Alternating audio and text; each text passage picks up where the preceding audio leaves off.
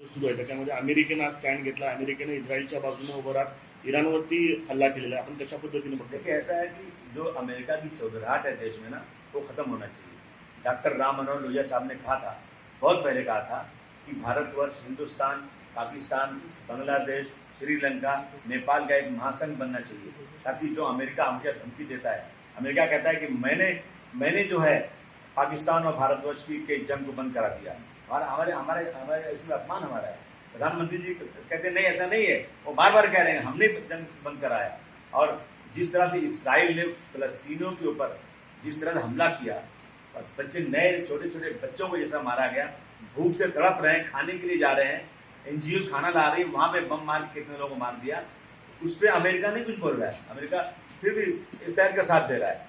और इसराइल ने पहले हमला किया है ईरान के ऊपर, उसके बाद उसने रिलेटिएट किया, और उसने, मैं बधाई देता हूँ कि 85 साल का वो इंसान जिसके दादा भारतवर्ष में पैदा हुए थे, बाराबंकी में पैदा हुए थे, भारतवर्ष का खून है उन लोगों के अंदर, उन्होंने जिस तरह से इसराइल को जवाब दिया, मैं समझता हूँ कि बहुत ही जबरदस्त काम किया उन्होंने। मैं इसकी तारीफ करना चाहता हूँ। इसराइल को भुगतने का समय आ गया ऐसा लगता है?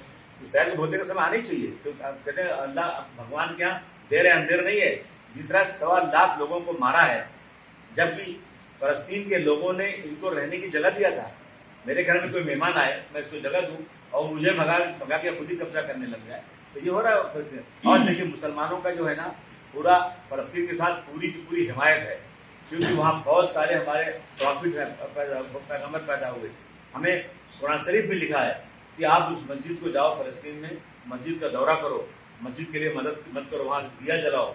तो हमें तो फलस्तीन की हमारी जो मस्जिद वहाँ पर है, उससे हमारी पूरी आस्था है, चाहे दुनिया कुछ भी कहे, लेकिन हम फलस्तीन के साथ हमेशा खड़े रहे। लेकिन भारत किसको सपोर्ट देगा? आपको या अभी दोनों? नहीं, भारत को जो है इंसाफ करना चाहिए। भारत जो है इसराइल के फेवर, अभी 149 मुल्कों के लोग गए थे, हमारे प्रधानमंत्री जी नहीं गए उसमें, उन्होंने साइन नहीं किया वहां जाकर के। ये भारतवर्ष की जो परंपरा रही है उसके खिलाफ है काम किया। सपोर्ट दे भारत ईरान का दे या इस्राइल का दे या अमेरिका? हम तो कहेंगे ईरान को देना चाहिए।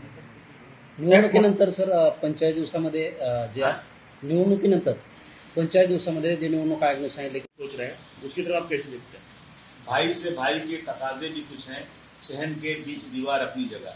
अगर उसी तरह पैदा हुए हैं तो साथ रहे, हमें खुशी है, हमें कोई एतराज नहीं रहे साथ में। लेकिन वो एक होने के बाद बहुत भारतवर्ष में आज भी पार्लियामेंट के अंदर एक कमेटी है लैंग्वेज के नाम पर, जिसमें 45 मेंबर होते हैं, वो पूरे देश में जाकर हिंदी में काम करने के लिए प्रोत्साहन करते हैं। सेंट्रल गवर्नमेंट का जितना काम है, सेंट्रल गवर्नमेंट का सारा काम हिंदी में होता है।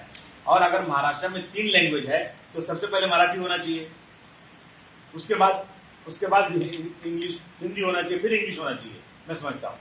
और तीसरी लैंग्वेज कौन सी आना चाहिए, मुझे कोई बताए? अगर चाहे हिंदी नहीं आए तो कौन सी लैंग्वेज भारतवर्ष में, महाराष्ट्र में होना चाहिए? और कोई लैंग्वेज बता देना कोई। मनसे के बाळानंदगावकर कुछ दिनों पहले इधर आए थे, उन्होंने ऐसा कहा कि अगर यूपी में अगर 3rd लैंग्वेज मराठी अगर करेंगे वो, तो इधर हिंदी करने के बारे में सोच सकते हैं। अगर आप ऐसा ही कहते हैं तो फिर इधर जाइए, दक्षिण में जाइए, तमिलनाडु, कर्नाटक में, उधर जाकर हिंदी शक्ति करके दिखाए। वो तो कर नहीं रही है सरकार। बहुत भैया नेता ये सिर्फ और सिर्फ जनता को गुमराह कर रहे हैं, जनता के बीच में ऐसी बातें करके वोट हासिल करना चाहते हैं। इनकी पार्टी के 14 MLA चुन कराए थे, बहुत आए थे, 0 हो गए ना अभी तो, इन्हीं वजहों से।